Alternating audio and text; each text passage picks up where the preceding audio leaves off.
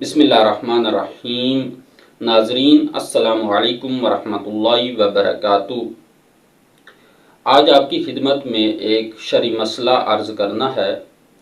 عموماً سوال بھی کیا جاتا ہے کہ انسان جب نماز پڑھ رہا ہو اور اس نماز میں ضروری ہے پہلی 2 رکعتوں میں کہ سورہ الحمد کے بعد ایک اور سورہ مکمل تلاوت کی جائے، ایک اور مکمل سورہ پڑھی جائے، تو لوگ سوال کرتے ہیں کہ یہ جو الحمد کے بعد پہلی رکعت ہے، آیا اس پہلی رکعت میں سورہ ناس کو پڑھا جا سکتا ہے؟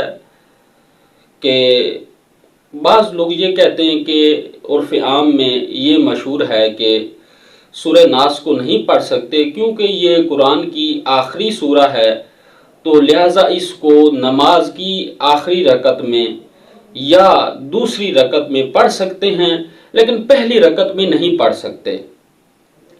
تو اس کا اصل جواب یہ ہے کہ الحمد کے بعد آپ کوئی بھی سورہ قرآن کی ایک پوری پڑھ سکتے ہیں، چاہے وہ سورہ ناس ہو یا سورہ فلق ہو یا کوئی اور سورہ ہو، اس میں کوئی حرج نہیں۔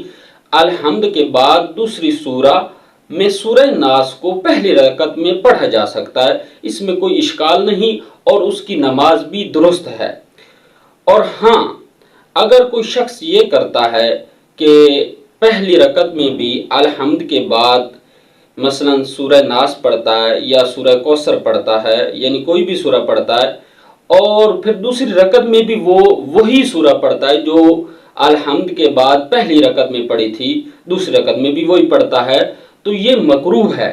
ہاں، اس میں بھی اگر سورہ اخلاص اگر وہ پہلی رکعت میں بھی پڑھتا ہے، دوسری رکعت میں بھی پڑھتا ہے، سورہ اخلاص، سورہ توحید، یہ مکروہ نہیں ہے۔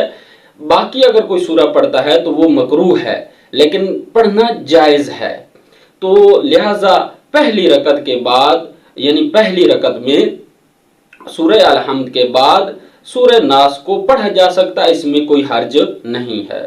والسلام علیکم ورحمۃ اللہ وبرکاتہ۔